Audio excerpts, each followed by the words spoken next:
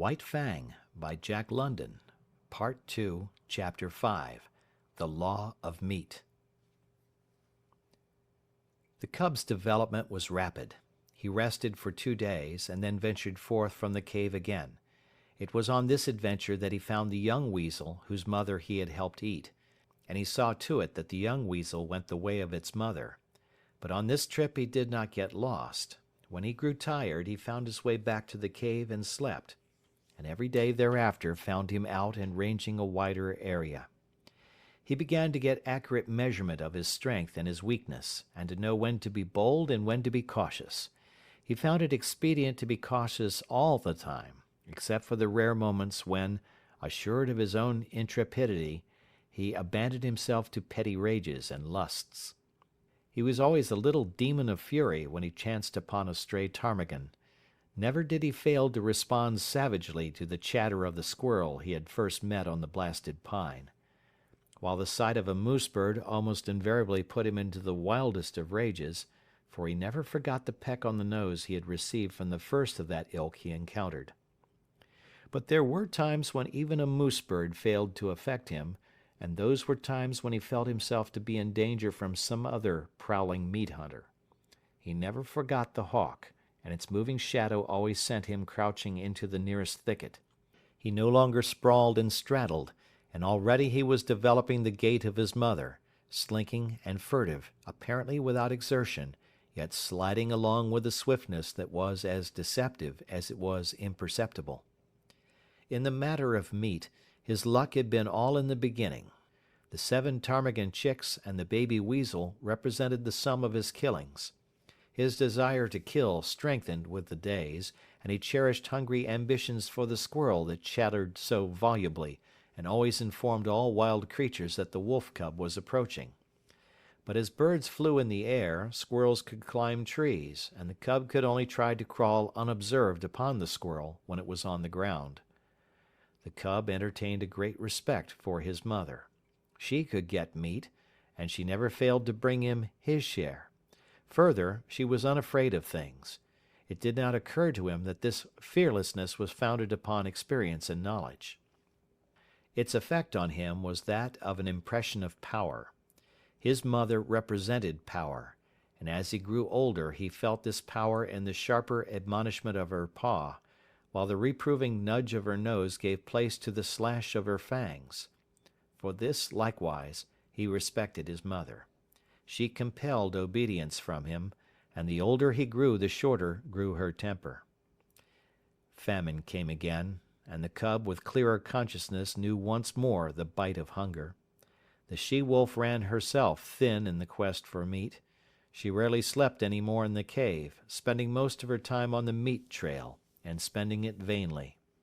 This famine was not a long one, but it was severe while it lasted. The cub found no more milk in his mother's breast, nor did he get one mouthful of meat for himself.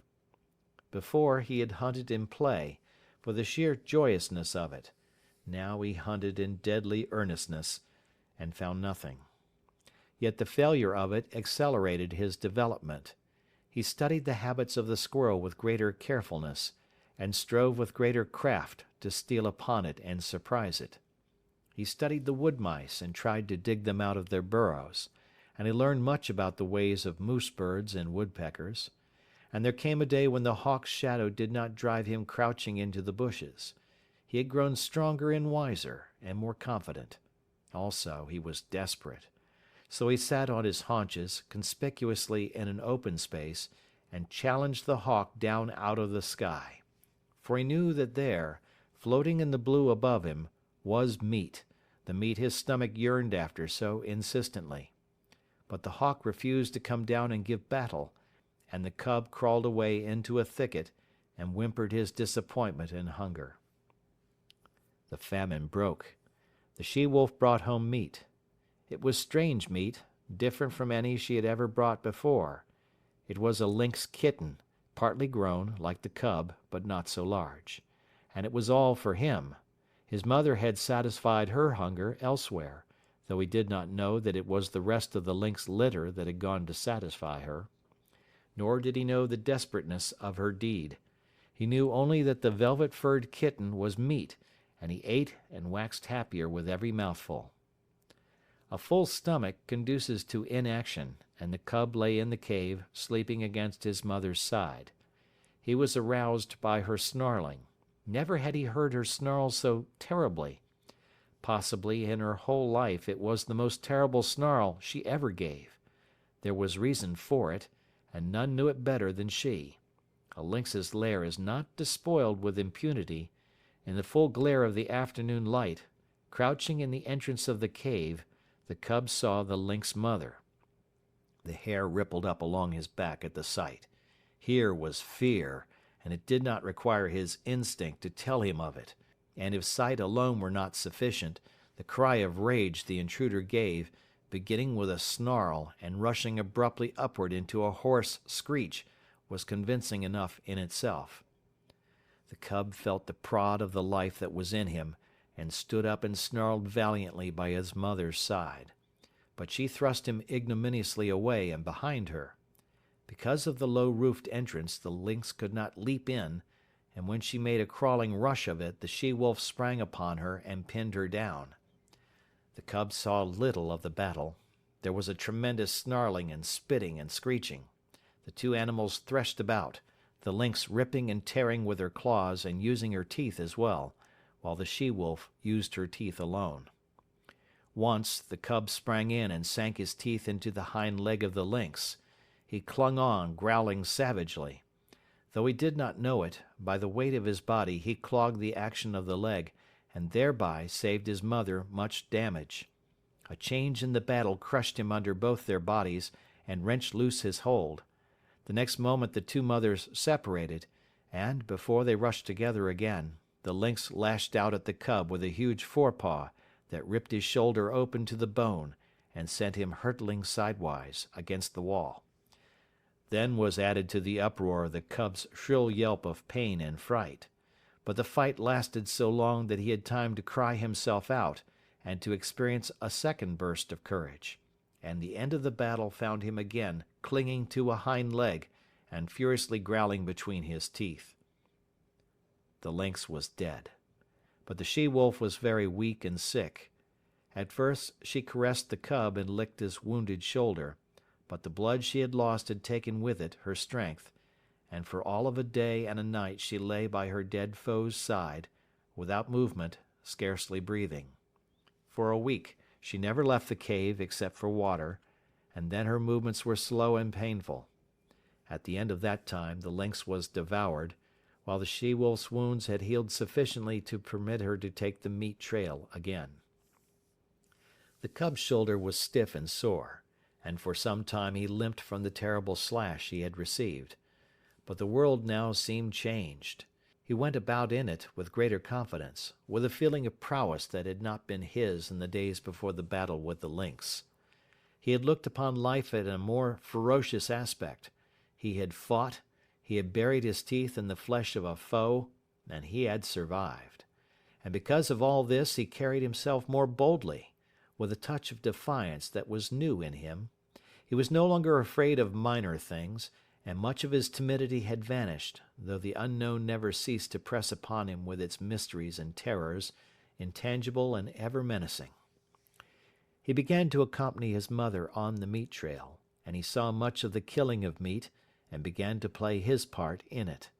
And in his own dim way he learned the law of meat. There were two kinds of life, his own kind and the other kind. His own kind included his mother and himself. The other kind included all live things that moved. But the other kind was divided. One portion was what his own kind killed and ate. This portion was composed of the non-killers and the small killers. The other portion killed and ate his own kind, or was killed and eaten by his own kind. And out of this classification arose the law. The aim of life was meat. Life itself was meat. Life lived on life. There were the eaters and the eaten. The law was, eat or be eaten. He did not formulate the law in clear, set terms and moralize about it. He did not even think the law, he merely lived the law without thinking about it at all. He saw the law operating around him on every side. He had eaten the ptarmigan chicks. The hawk had eaten the ptarmigan mother. The hawk would also have eaten him. Later, when he had grown more formidable, he wanted to eat the hawk. He had eaten the lynx kitten. The lynx mother would have eaten him had she not herself been killed and eaten. And so it went. The law was being lived about him by all live things, and he himself was part and parcel of the law. He was a killer. His only food was meat, live meat, that ran away swiftly before him, or flew into the air, or climbed trees, or hid in the ground, or faced him and fought with him, or turned the tables and ran after him.